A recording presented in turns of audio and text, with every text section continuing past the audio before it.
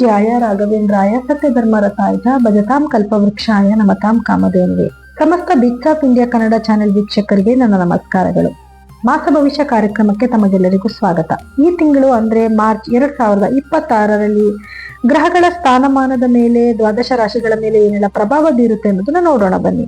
ಇನ್ನು ಮಾರ್ಚ್ 2026ರಲ್ಲಿ ವೃಷಭ ರಾಶಿಯವರ ಭವಿಷ್ಯ ಹೇಗಿದೆ ಅಂತ ನೋಡೋದಾದ್ರೆ ನೋಡಿ, ವೃಷಭ ರಾಶಿಯವರಿಗೆ ಈ ತಿಂಗಳು ಹೆಚ್ಚಿನ ಜವಾಬ್ದಾರಿ ಮತ್ತು ಸಾಧನೆಯ ಕಾಲ ಆಗಿರುತ್ತೆ. ಗ್ರಹಗಳ ಸಂಚಾರದ ಆಧಾರದ ಮೇಲೆ ಸಂಪೂರ್ಣವಾದ ಒಂದು ಭವಿಷ್ಯನ ನಾವು ನೋಡೋಣ. ಮೊದಲನೇದಾಗಿ ಗ್ರಹಗಳ ಒಂದು ಸ್ಥಿತಿ. ಶನಿ ಗ್ರಹ ನಿಮ್ಮ ರಾಶಿಯಿಂದ 11ನೇ ಮನೆಯಲ್ಲಿ ಅಂದ್ರೆ ಮೀನ ರಾಶಿನಲ್ಲಿ ಇರೋದ್ರಿಂದ ಇದು ಲಾಭ ಸ್ಥಾನ. ಇದು ಆರ್ಥಿಕ ಪ್ರಗತಿ ಮತ್ತು ನೆಟ್ವರ್ಕಿಂಗ್ಗೆ ತುಂಬಾ ಉತ್ತಮವಾದ ಒಂದು ಸಮಯ ಆಗಿರುತ್ತೆ. ಹಾಗೆ ರಾಹು 10ನೇ ಮನೆಯಲ್ಲಿ ಇರೋದ್ರಿಂದ ಅಂದ್ರೆ ಕುಂಭ ರಾಶಿನಲ್ಲಿ ಇರೋದ್ರಿಂದ ಉದ್ಯೋಗದಲ್ಲಿ ಹೊಸ ಬದಲಾವಣೆ ಅಥವಾ ಮಹತ್ವಾಕಾಂಕ್ಷೆ ಹೆಚ್ಚಾಗುತ್ತೆ. ಇನ್ನ ಗುರು ಗ್ರಹ ವರ್ಷದ ಆರಂಭದ ಈ ಒಂದು ಸಮಯದಲ್ಲಿ ಗುರುವು ನಿಮ್ಮ ಆದಾಯ ಮತ್ತು ಕುಟುಂಬದ ಮೇಲೆ ಶುಭ ದೃಷ್ಟಿ ಬೀರುತ್ತೆ. ಅಂದ್ರೆ ಗುರು ನಿಮ್ಮ 2ನೇ ಮನೆಯಲ್ಲಿ ಸ್ಥಿತನಾಗಿರೋದ್ರಿಂದ, ಲಾಭ ಸ್ಥಾನದಲ್ಲಿ ಇರೋದ್ರಿಂದ, ಹಣಕಾಸಿನ ಒಂದು ಕುಟುಂಬದ ಒಂದು ಮನೆಯಲ್ಲಿ ಇರೋದ್ರಿಂದ ಖಂಡಿತವಾಗ್ಲೂ ಇದರಿಂದ ನೀವು ಒಳಿತನ ನೋಡ್ಬೋದು. ಗುರುಬಲ ಕೂಡ ಬಂದಿರುತ್ತೆ. ಇನ್ನ ಕೇತು ಅಂತ ನೋಡಿದಾಗ ಕೇತು 4ನೇ ಮನೆಯಲ್ಲಿ ಇರೋದ್ರಿಂದ ಕೌಟುಂಬಿಕ ಜೀವನದಲ್ಲಿ ಸ್ವಲ್ಪ ಅಶಾಂತಿ ಅಥವಾ ಮನೆ ಬದಲಾವಣೆ ಮಾಡೋದಕ್ಕೂ ಕೂಡ ಇದು ಸಮಯ ಆಗಿರುತ್ತೆ. ಇನ್ನು ನಿಮ್ಮ 11ನೇ ಮನೆಯಲ್ಲಿ ಶನಿಯ ಜೊತೆಗೆ ಶುಕ್ರ ರವಿ ಅಂದ್ರೆ ನಿಮ್ಮ ರಾಶಾಧಿಪತಿ ಆಗಿರುವಂತಹ ಶುಕ್ರನ ಸಂಚಾರನೂ ಕೂಡ ಇದೆ. ಹಾಗೆ ರವಿಯ ಸಂಚಾರನೂ ಕೂಡ ಇದೆ. ಇದು ಅತ್ಯಂತ ಲಾಭ ತಂದ್ಕೊಡುವಂತ ಒಂದು ತಿಂಗಳಾಗಿರುತ್ತೆ. ಅದ್ರ ಜೊತೆಗೆ ನಿಮ್ಗೆ 10ನೇ ಮನೆಯಲ್ಲಿ ರಾಹು ಜೊತೆಗೆ ಬುಧ ಮತ್ತು ಕುಜರ ಒಂದು ಸಂಯೋಗನೂ ಕೂಡ ಇದೆ. ಇದರಿಂದ ನಿಮ್ಮ ಉದ್ಯೋಗ ಮತ್ತು ವ್ಯಾಪಾರದಲ್ಲಿ ಏನೆಲ್ಲ ಒಂದು ಬದಲಾವಣೆ ನೀವು ನೋಡ್ಬೋದು ಈ ತಿಂಗಳಲ್ಲಿ ಅಂದ್ರೆ, ಈ ತಿಂಗಳು ಜವಾಬ್ದಾರಿಗಳು ಹೆಚ್ಚಾಗುತ್ತೆ. ನಿಮ್ಮ ಕಠಿಣ ಪರಿಶ್ರಮಕ್ಕೆ ಹಿರಿಯ ಅಧಿಕಾರಿಗಳಿಂದ ಮೆಚ್ಚುಗೆ ದೊರೆಯುತ್ತೆ. ಹಾಗೆ ರಾಹುವಿನ ಪ್ರಭಾವದಿಂದಾಗಿ ಹೊಸ ಕೆಲಸದ ಆಫರ್ಗಳು ಅಥವಾ ವಿದೇಶಿ ಸಂಪರ್ಕಗಳಿಂದ ಲಾಭ ಆಗುವಂತ ಸಾಧ್ಯತೆಗಳು ಕೂಡ ಇದೆ. ಇನ್ನು ವ್ಯಾಪಾರಸ್ಥರಿಗೆ ಹೂಡಿಕೆಗಳಲ್ಲಿ ಲಾಭ ಬರುತ್ತೆ. ಪಾಲುದಾರಿಕೆನಲ್ಲಿ ಕೂಡ ಒಂದು ಟ್ರಾನ್ಸ್ಪರೆಂಟ್ ಆಗಿದ್ರೆ ತುಂಬಾ ಉತ್ತಮವಾದ ಫಲಗಳನ್ನ ನೀವು ನೋಡಬಹುದು. ಇನ್ನು ಆರ್ಥಿಕ ಸ್ಥಿತಿ ಹೇಗಿರುತ್ತೆ ಅಂತ ನೋಡಿದ್ರೆ, ಹಣಕಾಸಿನ ದೃಷ್ಟಿಯಿಂದ ಮಾರ್ಚ್ ತಿಂಗಳು ಉತ್ತಮವಾಗಿರುತ್ತೆ. ಹಳೆಯ ಸಾಲಗಳನ್ನ ತೀರಿಸೋದು ಅಂತ ಸಾಧ್ಯತೆಗಳು ಜಾಸ್ತಿ ಇದೆ. ಮಾರ್ಚ್ 3ರ ನಂತರ ಆದಾಯದಲ್ಲಿ ಏರಿಕೆ ಕಂಡು ಬಂದ್ರೂ ಕೂಡ ಅನಗತ್ಯವಾದ ಖರ್ಚುಗಳ ಮೇಲೆ ನಿಯಂತ್ರಣ ಇರಬೇಕಾಗತ್ತೆ. ಭೂಮಿ ಅಥವಾ ವಾಹನ ಖರೀದಿ ಮಾಡುವಾಗ ಸ್ವಲ್ಪ ಯೋಚನೆ ಮಾಡಿದ್ರೆ ಒಳ್ಳೇದು. ಯಾಕಂದ್ರೆ ಅದರಿಂದ ಕೆಲವು ಸಮಸ್ಯೆಗಳು, ಯಾಕಂದ್ರೆ 4ನೇ ಮನೆಯಲ್ಲಿ ಕೇತುವಿನ ಸಂಚಾರ ಇರೋದ್ರಿಂದ ಈ ವಿಷಯದಲ್ಲಿ ಸ್ವಲ್ಪ ನೀವು ಕೇರ್ಫುಲ್ ಆಗಿರ್ಬೇಕಾಗತ್ತೆ. ಇನ್ನು ಕುಟುಂಬ ಪ್ರೀತಿ ಅಂತ ನೋಡಿದ್ರೆ, ಮನೆಯಲ್ಲಿ ಕೇತುವಿನ ಒಂದು ಪ್ರಭಾವ ಇರೋದ್ರಿಂದ ಸಣ್ಣ ಪುಟ್ಟ ಭಿನ್ನಾಭಿಪ್ರಾಯಗಳು ಮೂಡ್ಬರುವುದು. ಮಾತಿನ ಮೇಲೆ ಸ್ವಲ್ಪ ಗಮನ ಇರ್ಬೇಕಾಗತ್ತೆ. ಪ್ರೇಮಿಗಳಿಗೆ ಇದು ಅನುಕೂಲಕರ ಸಮಯ ಆಗಿರೋದಿಲ್ಲ. ವಿವಾಹದ ಮಾತುಕತೆಗಳು ಶುರುವಾಗಬಹುದು. ದಾಂಪತ್ಯ ಜೀವನದಲ್ಲಿ ಪರಸ್ಪರ ಅರ್ಥ ಮಾಡಿಕೊಳ್ಳೋದು ತುಂಬಾ ಮುಖ್ಯ ಆಗಿರುತ್ತೆ.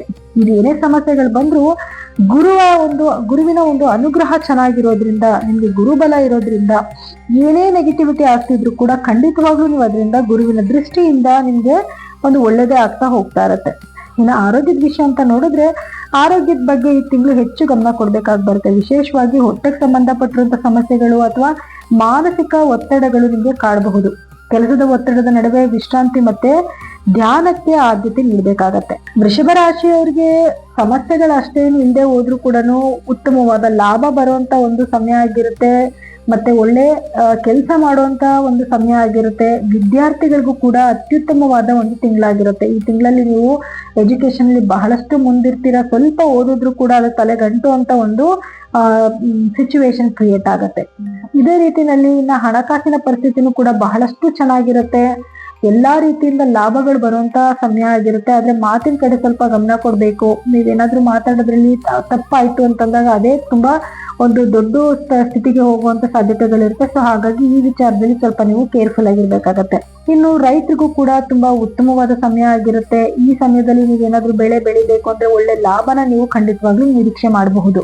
ಉದ್ಯೋಗಸ್ಥರಿಗೆ ಪ್ರಮೋಷನ್ ಬರುವಂತದ್ದು ಗುರುವಿನ ನೇರ ದೃಷ್ಟಿ ನಿಮ್ಮ 6ನೇ ಮನೆ ಮೇಲೆ ಇರೋದ್ರಿಂದ ಈ ಸಮಯದಲ್ಲಿ ಪ್ರಮೋಷನ್ಗೆ ಏನಾದ್ರೂ ಪ್ರಯತ್ನ ಪಡ್ತಿದ್ರೆ ಆಗುತ್ತೆ. ಏನಾದ್ರೂ ಕಾಂಪಿಟೇಟಿವ್ ಎಕ್ಸಾಮ್ಸ್ ಬರೀತಿದ್ರೆ ಅದರಲ್ಲಿ ನಿಮ್ಗೆ ಗೆಲುವು ಸಿಗುತ್ತೆ.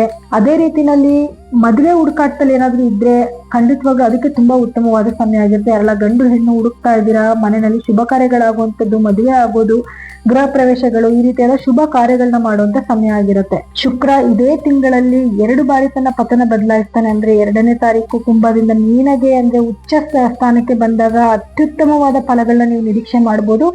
ಆದ್ರೆ ಶುಕ್ರ 26ನೇ ತಾರೀಕು ಮೀನದಿಂದ ಮೇಷ ರಾಶಿಗೆ ಬಂದಾಗ, ಅಂದ್ರೆ ನಿಮ್ಮ 12ನೇ ಮನೆಗೆ ಸಂಚಾರ ಮಾಡಿದಾಗ ಸ್ವಲ್ಪ ಖರ್ಚಿನ ಕಡೆ ಗಮನ ಕೊಡ್ಬೇಕಾಗುತ್ತೆ. ಅತಿಯಾದ ಖರ್ಚುಗಳಾಗುವಂಥದ್ದು ಅಥವಾ ಕೆಲವೊಂದು ಲಾಸಸ್ ಆಗುವಂತ ಸಾಧ್ಯತೆಗಳು ಇರುತ್ತೆ. ಈ ವಿಷಯದಲ್ಲಿ ನೀವು ಸ್ವಲ್ಪ ಕೇರ್ಫುಲ್ ಆಗಿರ್ಬೇಕಾಗುತ್ತೆ. ಸೊ ಇದಕ್ಕೆಲ್ಲ ಪರಿಹಾರವಾಗಿ ನೀವು ಏನ್ ಮಾಡ್ಕೊಬೇಕು ಅಂತ ನೋಡಿದಾಗ, ಮೊದಲನೇದಾಗಿ ಶನಿಯ ನೇರ ದೃಷ್ಟಿ ನಿಮ್ಮ ರಾಶಿ ಮೇಲೆ ಇರೋದ್ರಿಂದ ಎಲ್ಲಾ ಕೆಲಸದಲ್ಲೂ ಸ್ವಲ್ಪ ನಿಧಾನಗತಿಯಾಗಿ ಸಾಕ್ತಿರೋದ್ರಿಂದ, ಇದಕ್ಕೆ ಪರಿಹಾರವಾಗಿ ನೀವು ಪ್ರತಿ ಶನಿವಾರದ ದಿವಸ ಶನಿ ಮಹಾತ್ಮನಿಗೆ ಸಂಬಂಧಪಟ್ಟಂಗೆ ಎಳ್ಳಿನ ಖಾದ್ಯಗಳಾಗಿರಬಹುದು ಅಥವಾ ಯಾವುದಾದ್ರೂ ನಿಮ್ಗೆ ಏನ್ ದಾನ ಮಾಡ್ಬೇಕು ಅಂತ ಮನ್ಸಿಗೆ ಬರುತ್ತೋ ಅಂತ ಯಾವುದಾದ್ರೂ ಕೂಡ ನೀವು ದಾನ ಧರ್ಮ ಅನ್ನೋದನ್ನ ಶನಿವಾರ ದಿವಸ ಮಾಡ್ಬೇಕಾಗಿ ಬರುತ್ತೆ. ಅಂದ್ರೆ ನಿರ್ಗತಿಕರಿಗೆ ಸಹಾಯ ಮಾಡ್ಬೇಕಾಗಿ ಬರುತ್ತೆ. ಇದ್ರ ಜೊತೆಗೆ ಕುಲದೇವರ ಪ್ರಾರ್ಥನೆ, ಯಾರು ನಿಮ್ಮ ಮನೆ ದೇವರಾಗಿರ್ತಾರೆ, ನಿಮ್ಮ ಕುಟುಂಬದ ದೇವರಾಗಿರ್ತಾರೆ, ಹಾಗೆ ಪ್ರತಿದಿನ ಬೆಳಿಗ್ಗೆ ಕುಲದೇವರ ಒಂದು ಸ್ಮರಣೆ ಮಾಡ್ಬೇಕಾಗತ್ತೆ. ಇದ್ರ ಜೊತೆಗೆ ನೀವು ಶ್ರೀ ಸೂಕ್ತ ಅನ್ನುವಂತ ಮಂತ್ರನ ನೀವು ಪಠನೆ ಮಾಡ್ಬೇಕಾಗತ್ತೆ. ಅಥವಾ ಲಕ್ಷ್ಮಿ ಅಷ್ಟೋತ್ತರ ಪಠಿಸಿದ್ರು ಕೂಡ ಆರ್ಥಿಕ ಅಭಿವೃದ್ಧಿಗೆ ಇನ್ನೊಂದಷ್ಟು ನಿಮ್ಗೆ ಉತ್ತೇಜನ ಸಿಗತ್ತೆ. ಇದೇ ರೀತಿನಲ್ಲಿ ನಾನು ಆಗ್ಲೇ ಹೇಳಿದೆ, ಬಡವರಿಗೆ ಸ್ವಲ್ಪ ದಾನ ಧರ್ಮ ಮಾಡ್ಕೊಳ್ಳೋದು ತುಂಬಾ ಮುಖ್ಯ ಆಗಿರುತ್ತೆ. ಅದರಲ್ಲೂ ನೀವು ಕಪ್ಪು ಬಣ್ಣದ ವಸ್ತುಗಳನ್ನ ದಾನ ಮಾಡಿದ್ರೆ ಇನ್ನೂ ಉತ್ತಮವಾದ ಫಲಗಳನ್ನ ನೀವು ನೋಡಬಹುದು. ಪ್ರತಿದಿನ ನೀವು ಓಂ ಶುಂ ಶುಕ್ರಾಯ ನಮಃ ಅನ್ನುವಂತ ಮಂತ್ರನ 108 ಸತಿ ಜಪಿಸ್ಬೇಕಾಗತ್ತೆ. 108 ಸತಿ ಆಗ್ಲಿಲ್ಲ ಅಂತಂದ್ರು 11 ಬಾರಿನಾದ್ರೂ ನೀವು ಜಪಿಸ್ಬೇಕಾಗತ್ತೆ. ಇದಿಷ್ಟನ್ನ ಮಾಡ್ಕೊಂಡ್ರೆ ನಿಮ್ಗೆ ಆಗ್ತಿರುವಂತ ಕೆಲವು ನೆಗೆಟಿವಿಟಿಯಿಂದ ನೀವು ಈಚೆ ಕಡೆಗೆ ಬರಬಹುದು.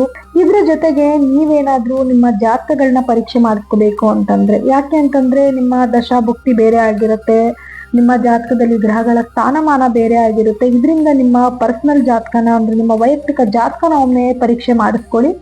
ನೀವೇನಾದ್ರೂ ನಿಮ್ಮ ಜಾತಕಗಳನ್ನ ಪರೀಕ್ಷೆ ಮಾಡಿಸ್ಕೋಬೇಕು ಅಂದ್ರೆ ನಮ್ಮ ನಂಬರ್ಗೆ ಕರೆ ಮಾಡಿ ನೀವು ಅಪಾಯಿಂಟ್ಮೆಂಟ್ ಫಿಕ್ಸ್ ಮಾಡ್ಕೋಬಹುದು. ಸೊ ಎಲ್ಲರಿಗೂ ಕೂಡ ನನ್ನ ಧನ್ಯವಾದಗಳು.